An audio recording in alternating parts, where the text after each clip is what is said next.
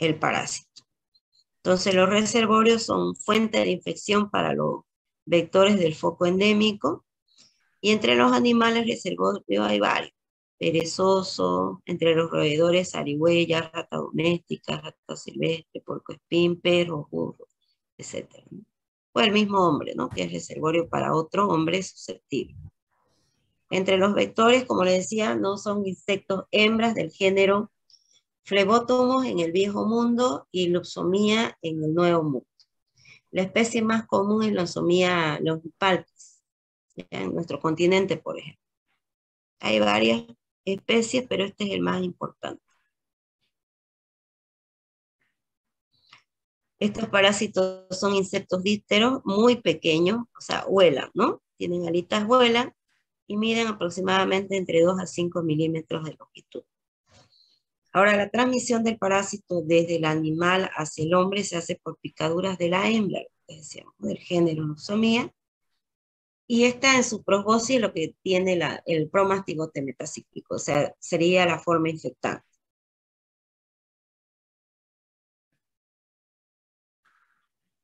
En el tubo digestivo del vector también se lleva a cabo la reproducción del parásito, y los amastigotes se alargan y se desarrollan rápidamente, dando origen al flagelo, y esto, bueno, da origen a los promastigotes. Estos promastigotes migran a la parte anterior del insecto, o sea, a la proboscis, hasta que son inoculados al comienzo de la picadura. Tendría que repetir varias veces y pasar por lo menos entre 10 a 200 parásitos para que sea una buena infección, ¿ya? Porque si no, no. Y como les decía, que el tiempo es más o menos para que el vector se vuelva infectante de unos 10.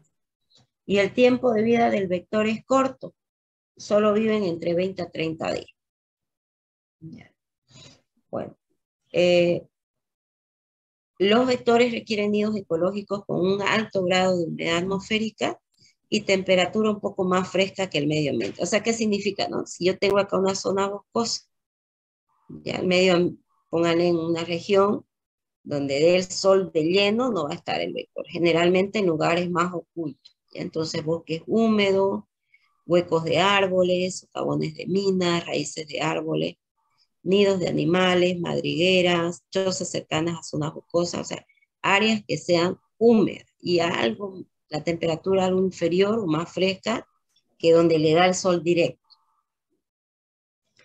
Ahora, tanto el hombre como los animales reservorios tienen que estar cerca del nido ecológico del vector, acercarse, porque estos parásitos no vuelan, perdón, estos vectores no vuelan mucho, entre 200 a 300 metros nada más. Entonces el hombre se acerca a su nido ecológico o los animales reservorios, ¿ya? Entonces generalmente salen de noche a picar después de las 5, ¿ya? Y es donde busca el alimento. El alimento es sangre, obviamente, ¿no? Como les decía, no vuelan mucho, y el hombre y los reservorios animales son los que se acercan al nido ecológico, al hábitat del vector. Entonces, la vida media del vector es de 20 a 30 días. Ahora, para que una especie vectora que sea buena, especie vectora de este género Luxomia, tiene que tener los siguientes criterios de acuerdo a la Organización Mundial de la Salud. Primero, que tiene que picar a los huéspedes reservorios del parásito. Tiene que ser antropofílica, o sea que también pique a los hombres. Tiene que encontrarse naturalmente infectada con la misma especie de leishmania que está causando la enfermedad en el hombre. Permitir que en su interior haya una reproducción del parásito en su tubo digestivo, o sea que cambie de promastigote, de amastigote a promastigote. Transmitirlo por mastigote por la picadura, y que la distribución geográfica de la especie de leishmania en el hombre y en los reservorios sea la misma. Entonces, este es el vector, el género Luxomia.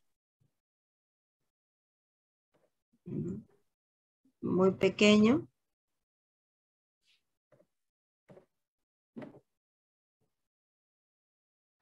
Y ahora vamos a ver la leishmaniasis, la americana. Como les decía, lo más común es la leishmaniasis cutánea, y en Bolivia más común aún la leishmaniasis mucocutánea. ¿Ya? Bueno, de la forma cutánea, las dos especies más comunes en Bolivia son amazonensis y guyanensis. Varias especies, mexicana, Garnami, Pifanoy, venezolensis, pero en Bolivia las más comunes son amazonensis y guyanensis. Ahora, esta forma cutánea la podemos dividir en cutánea pura, diseminada, difusa y atípica. Ahora, de la cutánea diseminada, las formas más frecuentes son la brasiliensis y panamensis. De la difusa, amazonensis, mexicana, Pifanoy, venezolensis. De la cutánea típica, leishmaniasis infantum.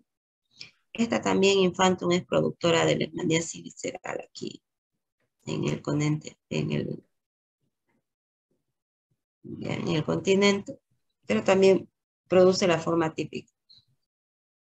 Y la forma más común en Bolivia es la forma mucocutánea, mucosa o mucocutánea, en ambos, ¿no?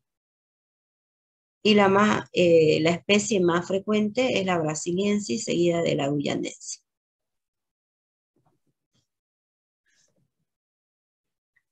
Ahora, la leishmaniasis visceral americana, como les decía, ¿no? Producida por la leishmaniasis infantum. En cambio, en el continente africano o en el continente europeo, lo común puede ser la Leishmania donovana.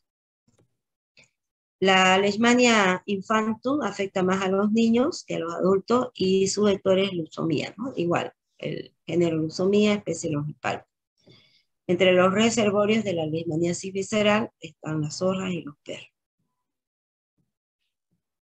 Así lo clasificamos, la leishmaniasis americana, en dos, las más comunes: leishmaniasis cutánea y la leishmaniasis mucosa. La cutánea, a su vez, se divide en forma cutánea, cutánea diseminada, cutánea difusa y cutánea típica. Y bueno, la mucosa, o también puede ser mucocutánea, cutánea y mucosa a la vez. ¿Bien? Esta es una característica de una úlcera en saco bucado, ¿no? Bien, como si le hubieran hecho a la piel con un instrumento, ¿no? ¿Sí? Con bordes hiperémicos, indurados, indoloros. Ahorita la vamos a ver bien, ¿ya? La característica. En cuanto a la patología, la forma cutánea, en la entrada del parásito hay una reacción inflamatoria, una reacción de inflamación en los tejidos conectivos. Luego que hay una elevación de la piel, luego de desarrollarse la inmunidad, luego hay una necrosis de la dermis, como les digo, no solo va a la parte de la piel, sino también penetra más profundamente y puede producir necrosis de la dermis y luego una ulceración. Los histocitos, las células histocitarias invadidas se rompen y los parásitos invaden nuevos histocitos, nuevos monocitos, nuevos macrófagos, o células de Langerhans, que son las células que están a los macrófagos de piel, del víscero, denomina así. Puede haber infiltrados, y aquí en los infiltrados encontramos plasmocitos, linfocitos, células gigantes. Y en las lesiones antiguas de algunos pacientes se forma un infiltrado tuberculoide, se observa fibrosis, pero puede o no encontrarse parásito, ¿ya? La mayoría en la forma cutánea se encuentran a nivel de la piel y pueden penetrar inclusive la dermis, como les decía, ¿no? Ya. Puede inclusive desaparecer la epidermis, ya no se ve. Estos parásitos pueden invadir fácilmente conductos linfáticos donde producen linfangitis y linfadenitis.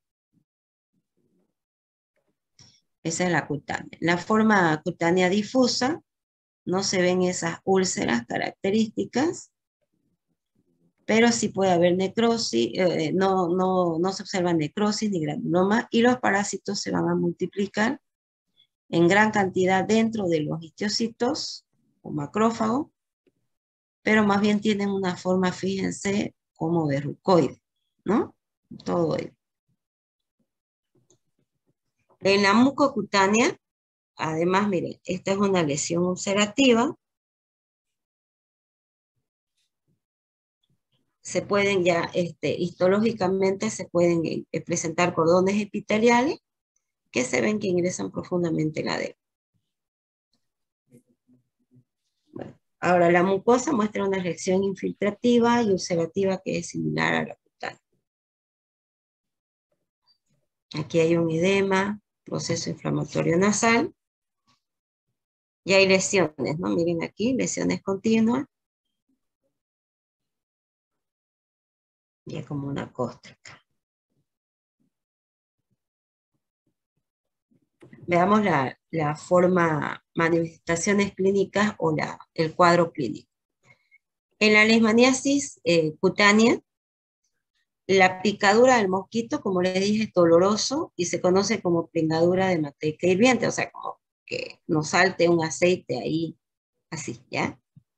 El periodo de incubación es largo, puede ser entre 2 semanas a 2 meses, y inicialmente aparece una lesión única, generalmente, ¿ya?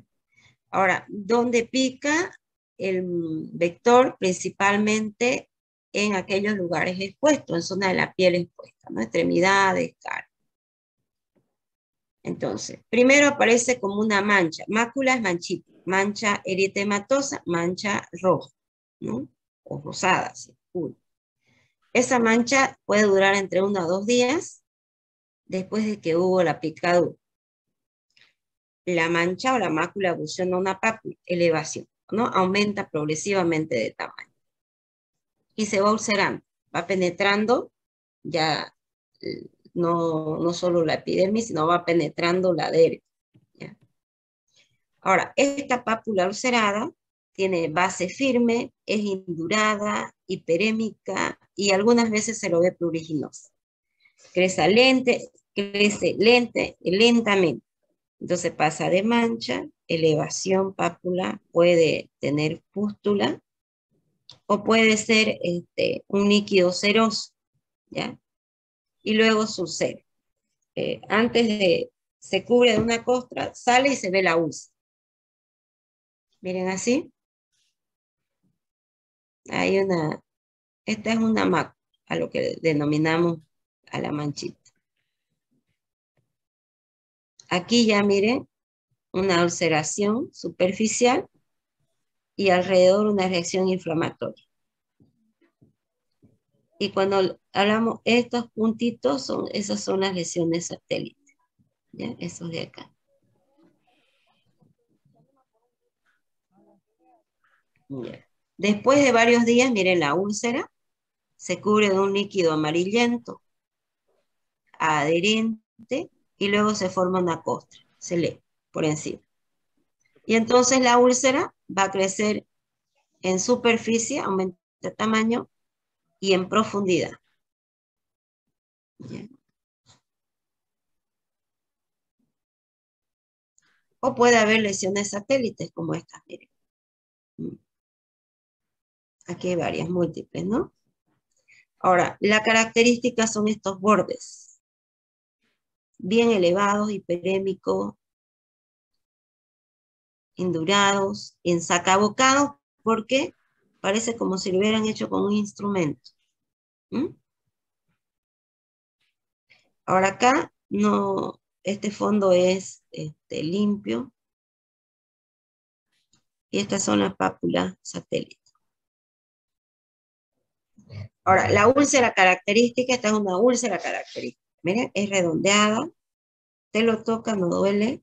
Los bordes están bien definidos, cortados en forma de sacabocados, como si hubieran venido un instrumento. ¿Ya? Estos bordes son levantaditos, indurados.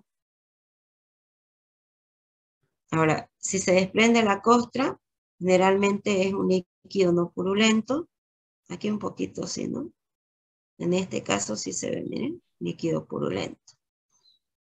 Apariencia de qué tiene esta úlcera. Esa espundia le denominan también a esto.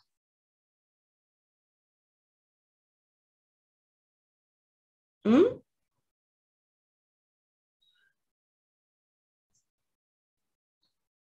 ¿A qué pareciera? Parece un cráter, ¿no? ¿Lo ven? Sí, doctora, parece un cráter. Ujú. Esta es una úlcera característica, ¿ya? Así. Bueno, después de varios meses, la lesión puede medir inclusive varios centímetros, hacerse más grande. Bueno, miren, esta es una leishmaniasis cutánea con lesiones gomoides, aquí. No pareciera ser una leishmaniasis, no es una leishmaniasis típica, entonces habría que diferenciar con la esporotricosis que siguen ese crecimiento del cordón linfático, ¿ya? Entonces puede verse esta cadena de ganglios inflamados. Ahora, ya sea por diseminación linfática o hemática o porque la persona se rasque y pase a otro sitio, pueden haber lesiones inclusive a distancia. Iniciar en una y haber otra lesión, ¿ya? En raras ocasiones las ulceraciones se presentan en partes del cuerpo que estén cubiertas, ¿ya? Miren, pero acá se observan dos úlceras en genital. Miren, algunas, depende del sistema inmunológico de las personas, pueden curar espontáneamente en varios meses, pero dejan estas cicatrices, ¿no? Miren.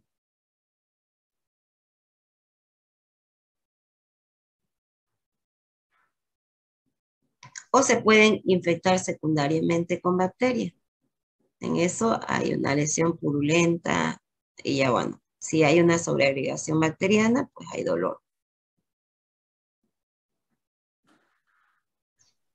Como les decía, lo común son las úlceras, pero se encuentran también, miren, estas formas nodulares.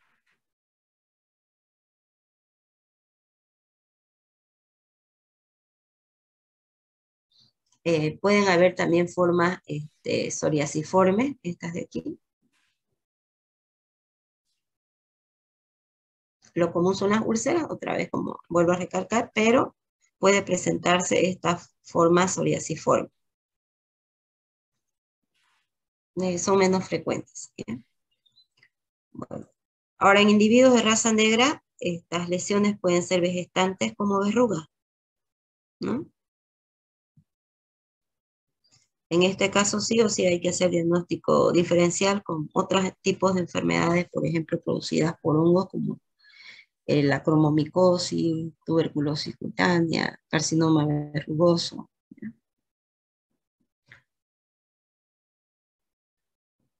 Ahora, si la picadura se dio en el pabellón auricular, entonces puede haber deformación a este nivel, ¿ya? Y en este caso se llama úlcera del chiclero.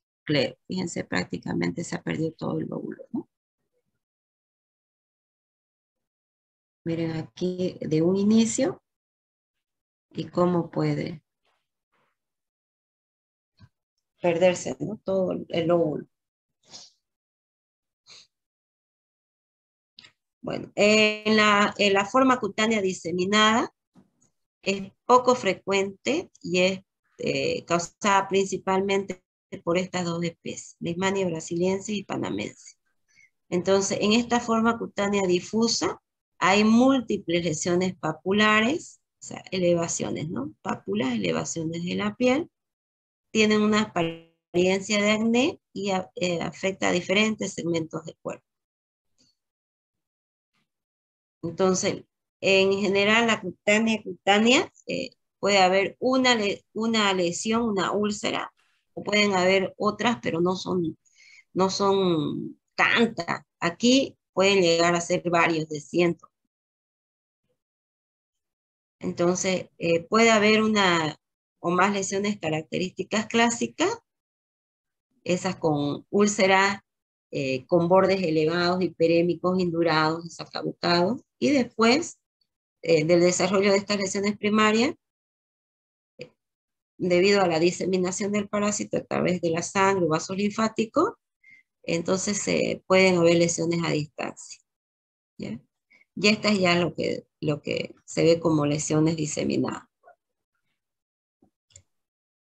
Ahora, aparte de la característica clínica de la úlcera, entonces pueden haber lesiones mucosas concomitantes y entonces presentarse manifestaciones sistémicas como fiebre, malestar general, dolores musculares, anorexia, pérdida de peso.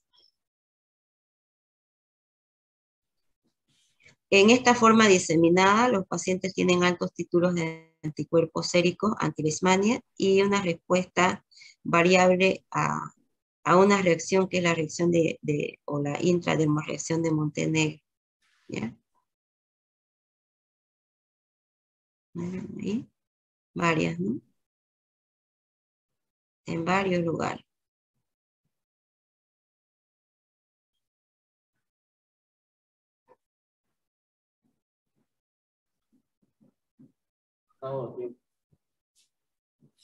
Miren acá igual, en varios sitios, ¿no? De la úlcera que hay, otro en varias zonas. ¿Mm? Todo ahí. Aquí hay una ulcerosa, costrosa, y varios infiltrativos en varios lugares.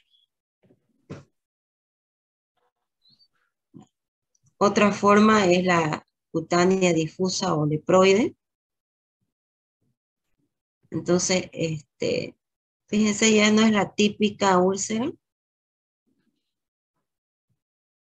Aquí en esta forma leproide, cuando se hace la prueba de reacción de Montenegro o intradermorreacción de Montenegro, aquí sale negativo, pero si se hace una impronta, se saca de acá, de cada lesión, se ve el parásito al interior de los macrófagos.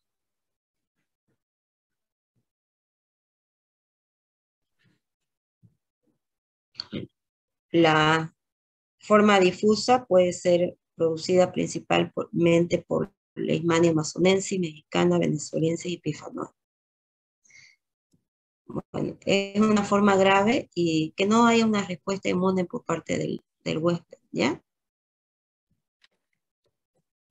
Entonces no responde de forma adecuada ante la infección. Eso es alergia. Entonces hay abundantes lesiones ricas en parásitos. Miren acá se puede ver, pero sale la prueba de intradermorreacción de Montenegro negativa. Entonces se asemeja más, tiene la forma de nódulo o en placa, pero no la úlcera, la úlcera típica que se debe presentar, ¿ya? En esta forma. Aquí, forma nodular de aspecto letratomatoso, ¿no?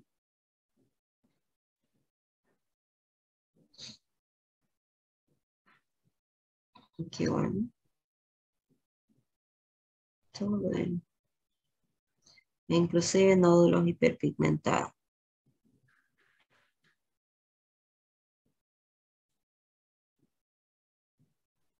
Miren aquí una úlcera y acá párpado. Aquí, miren.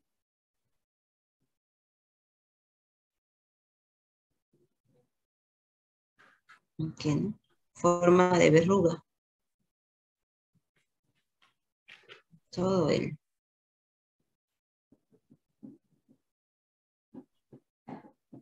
Y acá, miren. Parece lepra.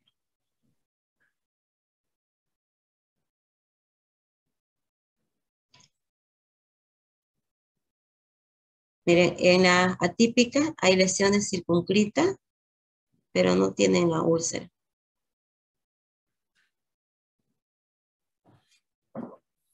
Aquí hay varias, ¿no?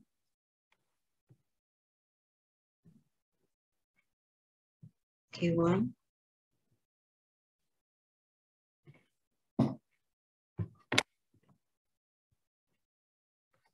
La leishmaniasis mucosa o mucocutánea es cuando puede tener una complicación cuando ocurre en las mucosas, y esta puede darse solo en la mucosa, por ejemplo, paladar duro, paladar blando, las fosas nasales, o inclusive extenderse a la piel, ¿no?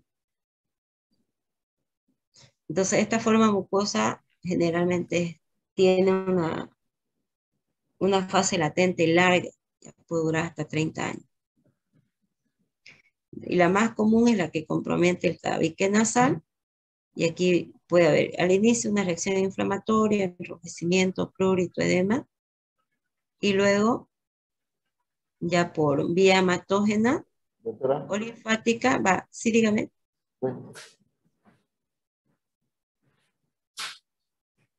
sí, de que estábamos sin despachador, estoy llevándolo yo.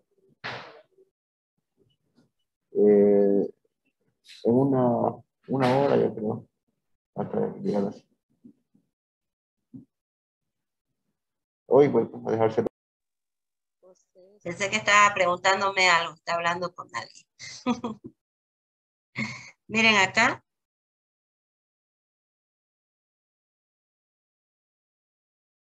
Aquí, fíjense. Hay hiperemia, edema además. Y aquí va avanzando, miren. Cuando se levanta.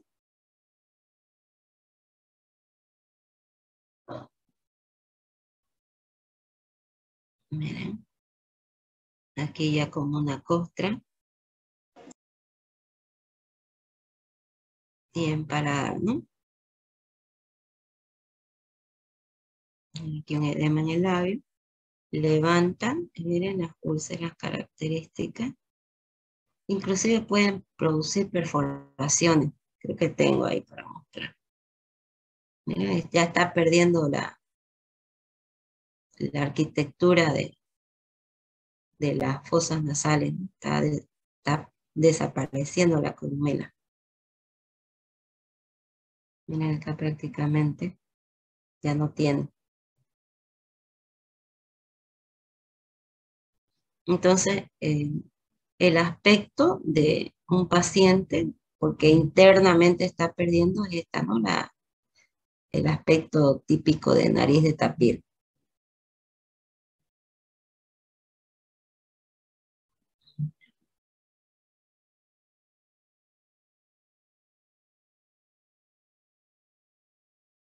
Aquí miren, edema,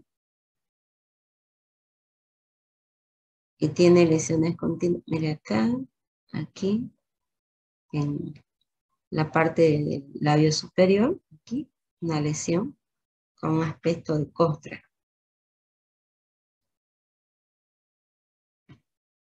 Aquí, bueno.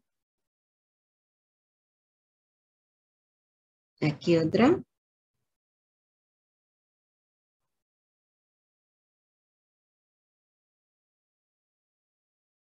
Aquí, ¿no? Enrojecimiento, edema.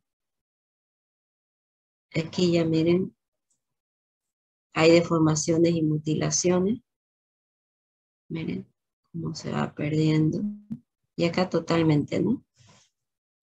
Entonces puede aparecer esa ulceración, va creciendo hasta pérdida total del tabique nasal.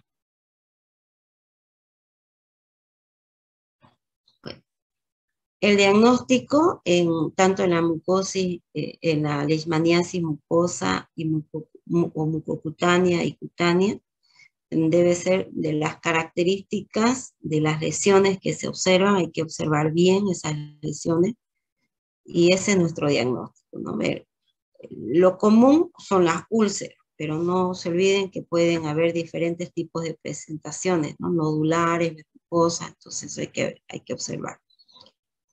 Se debe hacer diagnóstico clínico diferencial porque muchas se confunden con otras, entonces hay que hacer ese diagnóstico clínico diferencial. Por ejemplo, en el caso de la cutánea hay que diferenciar de la piodermitis, porotricosis, cromoblastomicosis, tuberculosis cutánea, tumores en piel, histoplasmosis, a ver, cromoblastomicosis, esporotricosis, histoplasmosis, lobomicosis son enfermedades producidas por hongos, ¿ya?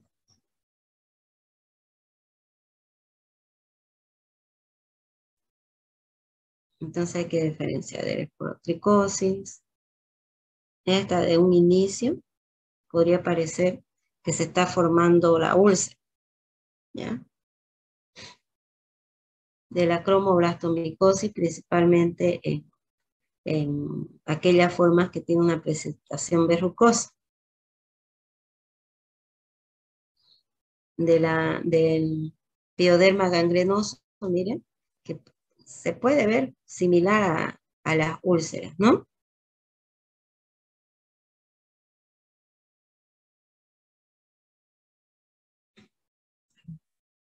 De la tuberculosis cutánea, ¿no? De la lepra,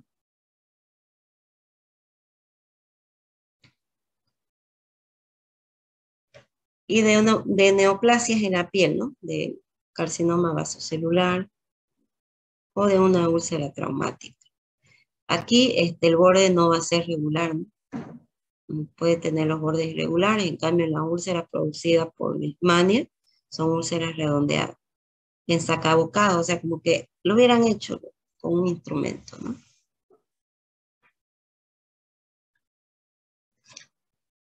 O de la histoplasmosis también. En la leishmaniasis cutánea diseminada,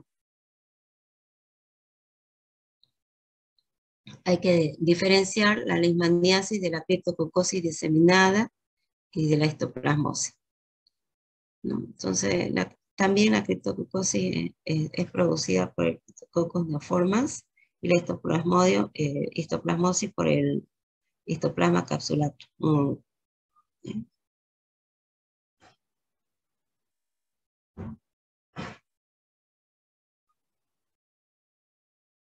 En la cutánea difusa hay que diferenciar de la lepra, de los santomas. Esto son elevaciones que se dan por aumento del colesterol aquí en la piel, un acúmulo de colesterol. Esos son los santomas.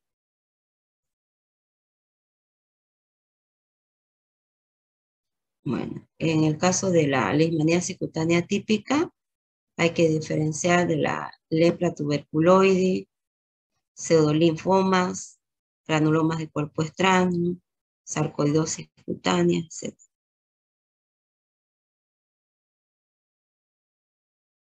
Y en la mucocutánea, bueno, de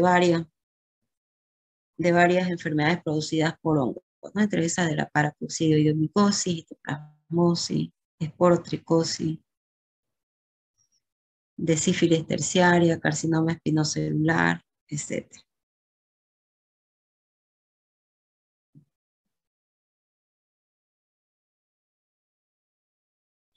Lesiones, ¿no? Que pueden hacernos pensar de qué se trata estas lesiones.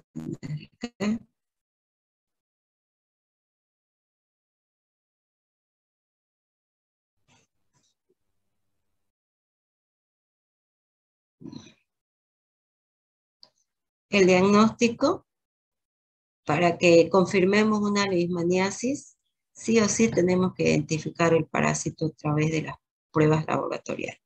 En los métodos directos es que vamos a observar el parásito. Este es el más específico, es sensible y específico, ¿no? Tiene un 100% de especificidad. Entonces lo que se hace un raspado del borde de la lesión y luego se coloca en portaobjetos, se tiñe y se observa. Entonces tenemos que observar, miren acá, se hace un raspadito de la lesión, se coloca ese raspadito en el porta, se tiñe y luego observar, ¿ya? Entonces al interior de los macrófagos o de los histocitos es lo que tenemos que observar, los amastigotes. Ese es el método directo, lo que más se hace. Otro puede ser cultivo y biopsia. Ahora, una prueba indirecta es la intradermorreacción de Montenegro. Entonces, es una prueba de hipersensibilidad tardía y lo que se hace es aplicar, miren lo que se está viendo en el antebrazo, ¿ya? Se coloca vía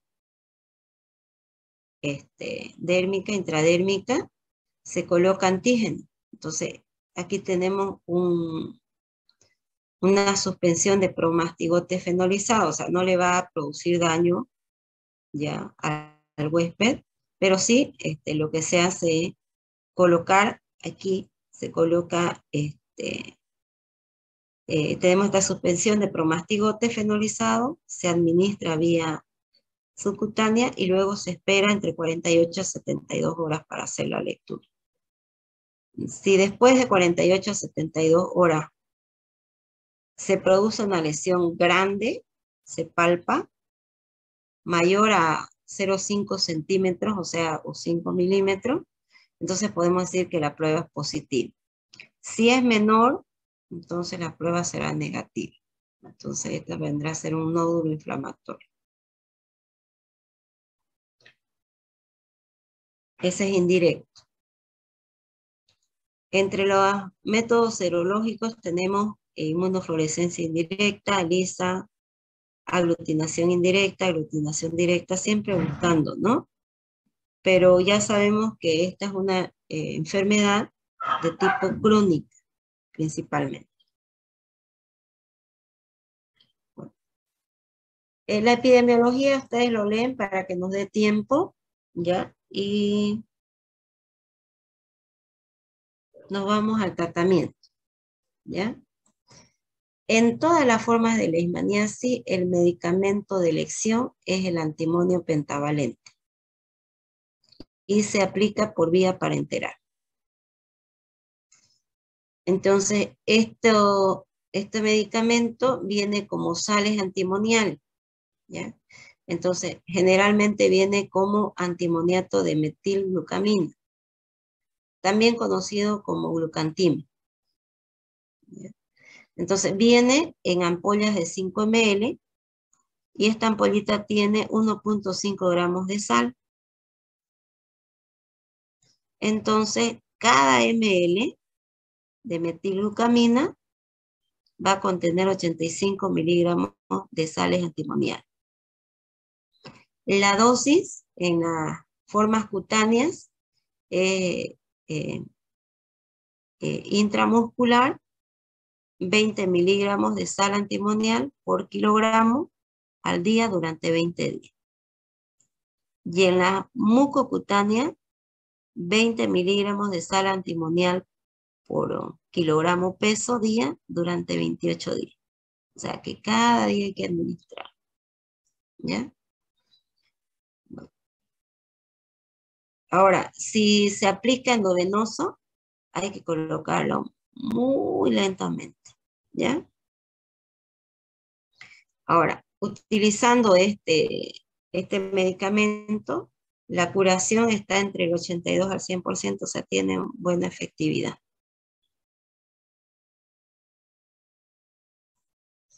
Otras sales serían el estivogluconato de sodio o también conocido como pentostan. Viene el pentostan en ampollas de 5 ml y en esta ampolla de 5 ml tiene 100 miligramos de sales antimoniales por ml. ¿Ya?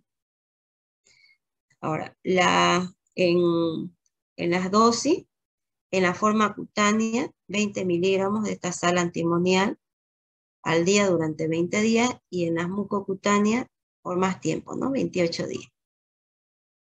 El índice de curación va bajando. Entonces, entre el medicamento 1, el glucantime, y el medicamento 2, el pentostan, pues es más efectivo el glucantime, ¿ya? Entonces, este va a ser el medicamento que nosotros utilicemos.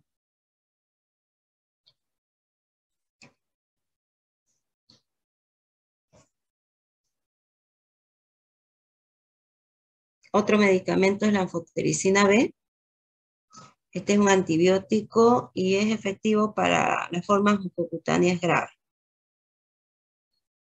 Se presenta en ampollas de 50 miligramos para que diluyamos en una solución glucosada al 5%. Entonces, en dextrosa, ¿ya? La anfotericina B se administra vía endovenosa diluida en dextrosa al 5%, glucosa al 5%, y se pasa por goteo lento, aproximadamente 4 horas. La dosis es de 1 miligramo por kilogramo, sin pasarnos de los 50 miligramos. Ya está ahí. Entonces, una dosis total máxima sería de 2 a 3 gramos, y bueno, se administra durante 8 semanas. Ahora hay una nueva presentación de un fármaco, en el caso de la leishmaniasis visceral, y esta tiene una anfotericina B liposomal, y se administra vía parenteral a dosis de 3 miligramos por kilogramo durante 5 días consecutivos, y una septa dosis después de 5 días, al día 10.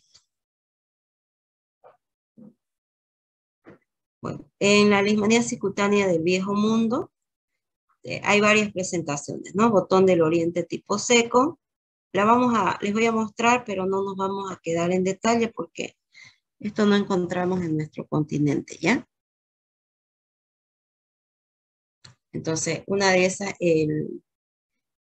la seca, tipo botón seco, es producida principalmente por la leishmaniasis trópica, y del botón del Oriente húmedo, producida por la leishmania majo.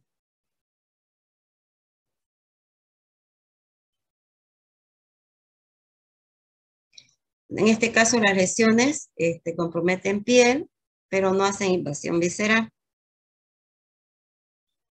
Y sí, al comienzo se observa la mastigote dentro de los histocitos, ¿ya? Lo mismo, ¿no? Muy parecido. Hay una hipertrofia de la capa córnea de la piel y hay hiperplasia de las papilas. Igual, ¿no? En cuanto a las manifestaciones clínicas, el periodo de incubación puede durar días a meses y va a otro sitio. Muy parecida. Esta, ¿no? Estas son lesiones satélites.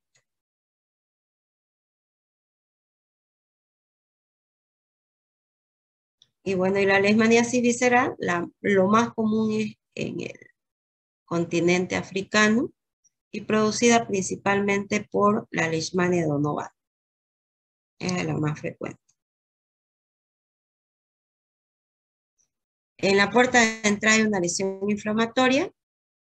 Los histocitos presentan números de mastigotes intracelulares, pero vía linfática pasan a los órganos de predilección, como es el vaso y el hígado, ¿no? Entonces, pueden producir una esplenomegalia, y el vaso puede pesar inclusive hasta 3.500 gramos. Estamos hablando de 3.5 kilogramos, de 250 gramos que pesa. Puede haber hepatomegalia también, y hay una hiperpigmentación melanina. Miren. Este es más típico de los niños.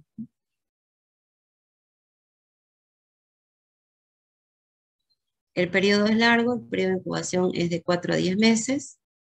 Las lesiones a nivel de la piel pueden pasar desapercibidas, y apenas una hiperpigmentación en la puerta de entrada. Pero la evolución se vuelve crónica, ¿no? Gradualmente. Entonces va aumentando de tamaño el hígado y el vaso. Puede haber linfadenopatías generalizadas en los ganglios mesentéricos, edema de miembros inferiores, anemia, agranulocitosis con compromiso medular, y miren cómo crece el abdomen porque el hígado y el vaso están alargados.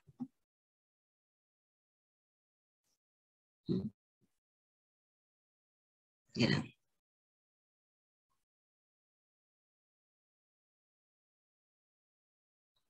En la leishmaniasis visceral en el viejo mundo, los vectores todos son del género Fleboto. Y en el continente americano, el vector es Luxomia longipalpum. Bueno. Del África y del viejo continente, el agente etiológico es la Leishmania donovani. En el Mediterráneo es Infantum. Y en nuestro continente,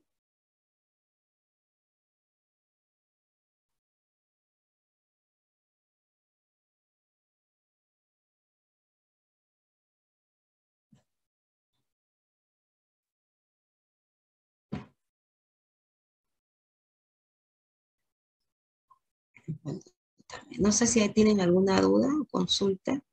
La leishmaniasis visceral en nuestro continente y en Bolivia es poco frecuente, ¿ya? La forma que más se encuentra es esta que les mostré, la que les dije, la mucocutánea, en ambos. Y para Bolivia, es esto, ¿no?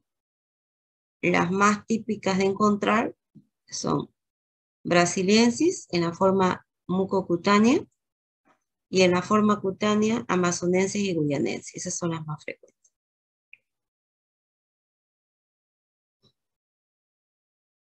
Igual, ¿no? En la americana, para la leishmania visceral es la leishmania infantum, igual que es en el Mediterráneo. A mí. Ya en África, India,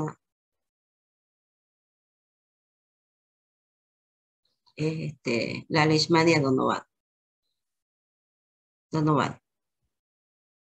¿Tienen alguna duda? Buen día, doctora. Buen día. ¿Podría compartirnos su diapositiva que faltó compartirnos? Compartió hasta Trypanosoma cruzi. Me falta, ¿cuál, hijo? Esta y la Falta anterior. Plasmodium, Leishmania, el que avanzamos hoy, y Toxoplasma, si lo vamos a avanzar. Me faltan 3 de compartir. Sí, doctora. Ya, enseguida comparto. Otra cosa, me pidieron mis estudiantes de bioquímica que les dé plazo una semanita más para su examen de bioquímica. Entonces, les acepté para el 20, entonces con ustedes una semana más también, el 27, para que no les tome examen seguido. Tengo entendido que el receso académico va a ser en agosto, del 1 al 13 me parece, que ahí concluyen las materias semestrales y también para las carreras pues anuales hacen el mismo receso. Entonces, quedaría bien y ya dan su examen práctico al volver y presentación de su guía al volver de su receso académico. ¿Les parece bien? Así tienen más tiempo. Igual la Sí, siguiente doctora, está semana perfecto. voy a avanzar el Mintos, pero no entra al examen. Sería hasta aquí. ¿Está Está bien? bien, doctora. Muchas gracias. Ya. Entonces yo les comparto ahorita, bien que me dijeron, y nos vemos, jóvenes y señoritas, la siguiente semana. Empezamos a avanzar el Minto, pero no entra al examen, ¿ok?